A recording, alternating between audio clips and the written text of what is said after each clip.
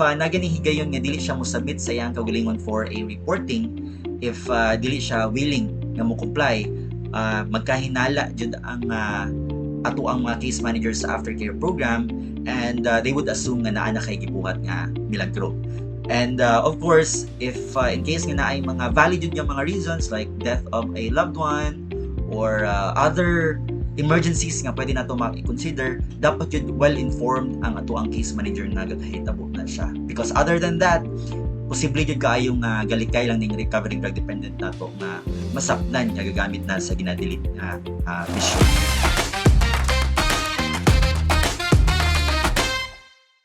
What's up, everyone? My name is Dr. Junes. Again, I'm a nurse by profession and a rehab practitioner by specialty. And today's discussion is going to be something interesting gihapon, no? Because we're going to be talking about the aftercare program. And again, before we continue, let me just make another disclaimer that the things that we will be discussing here is for educational and awareness purposes only, and is not intended to replace any other complicated situation, because kaning aftercare man good case-to-case situation gihapon ni siya. Alright? So to clear things out, when we say aftercare program, it is basically kanang mahuman na ang pasyente sa iyang inpatient rehabilitation or even sa iyang outpatient rehabilitation. And this is a law set in the Philippines. And this is again termed as an aftercare program. And it is a very critical phase because ideally diri ginatabang ginatabangan ang mga individual para mo reintegrate, mobalik sila sa ilahang community kung asa sila dapat magstay o magfunction as a functional and responsible citizen. And of course, the most important thing is para ma-maintain ang ilang sobriety or kanang estado nga walay gamit-gamit o bisyo. Ang main goal lang jud aning aftercare program is kanang pag-include sa ginatawag nato nga relapse prevention para dili magbalik siyang bisyo, mapadayon ang ginatawag nato nga recovery support, kanang daghan support sa klase-klase nga mga tao, especially katong naay experience sa drugs, and of course para ma-promote ang ginatawag nato nga personal development, para ma-enhance pud ang iyang kaugalingon in terms of kanang mahimong responsable nga mamamayan. Ayan, gitagalog na jud. So after the rehabilitation, di ba, naingon ako nga from the previous videos nga minimum of 6 months, let's say for the inpatient service.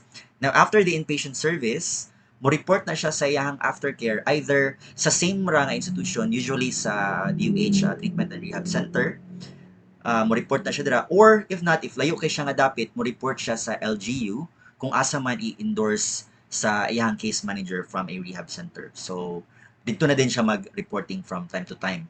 Usually, for the first, by the way, ang kaning aftercare program would last up to 18 months. So that's almost 2 years, no, nga magsigi og report ang usa ka RDD or recovering drug dependent. So for the first 3 months nga ga-report siya, usually it is 2 times a month for 3 months. And then afterwards is once a month na dayon ang iyang reporting. Muna siya ang common. Right? But case-to-case basis gyapon na siya, depende sa case manager, depende sa makit-an nga issue or need nga dapat i-tan-aw sa iya. Now, what are the services that is being provided there? Well, number one is for sure gaina drug test jud ang pasyente just to check if sober ba jud siya every time nga mag-report siya. And there is what we also call again the counseling and therapy part na siya sa gaina serbisyo, no. It's either it can be like a individual na counseling, or pwede po na siya kanang grupo nga gaina counsel and therapy sila just to see if naabay mga personal issues or naabay mga triggers or naabay mga relapse strategies nga gakahitabo sa ila while naa sila sa gawas.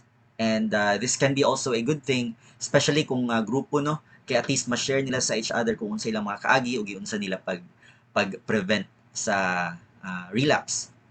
And as what I mentioned before, there is what we call a lapse. Lapse is a normal thing. Kung baga, kakahitabo dyan na siya mutilaw, balik ikausa ang pasyente, but ideally, delete na siya mobalik.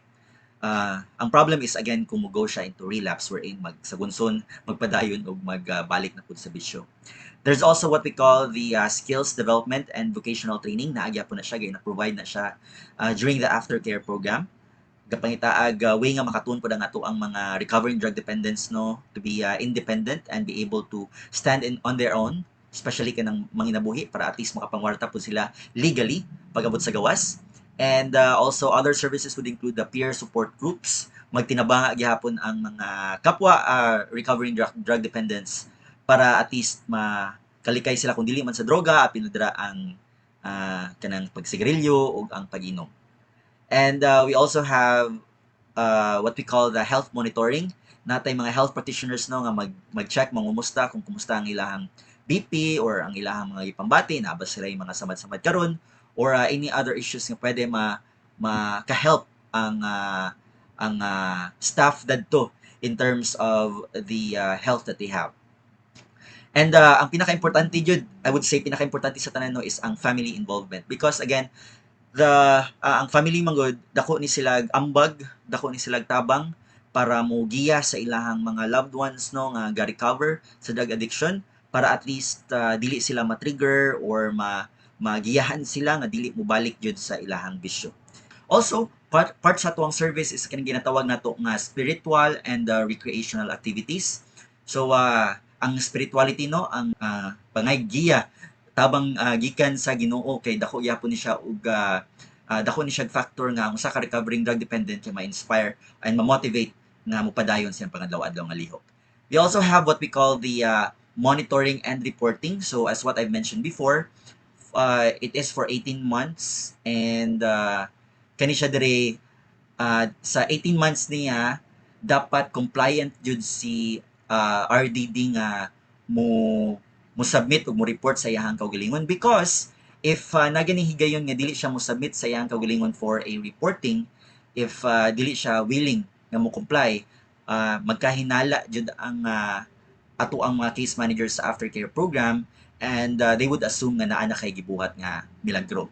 And of course, if in case nga naay mga valid jud nga mga reasons like death of a loved one or other emergencies nga pwede nato ma-consider, dapat jud well-informed ang ato ang case manager nga gakahitabo na siya. Because other than that, posible jud kaayong galikay lang ning recovering drug dependent nato nga masapnan nga gagamit na sa ginadili nga bisyo. And if ever gani nga masapnan like nagpositive sa drug test or sapon kaayo nga dili na ga-follow sa sabot nga mag-uli sa ilahang balay every 6 p.m. or dili na magbarkada-barkada, if dili gani siya mo comply ana and kay nahinala ni kaayo, mo report lang jud ning ato ang case managers balik sa korte informing sa iyang progress nga let's say si RDD dili siya ga comply and si court na dayon mo decide kung ipabalik ba nila og inpatient to continue or to do another rehabilitation or ipabalik ba nila sa jail, depende na dayon na sa court jud. Ang court na mo decide if unsay pwede sa iya. So, muna importante kayo ang monitoring and reporting. And of course, naapod tay mga legal assistance no. Dira jud mudagan ang ato ang aftercare program wherein mo refer sila sa ilahang probation or mo talk out sila if unsay dagan sa ilahang mga legal concerns.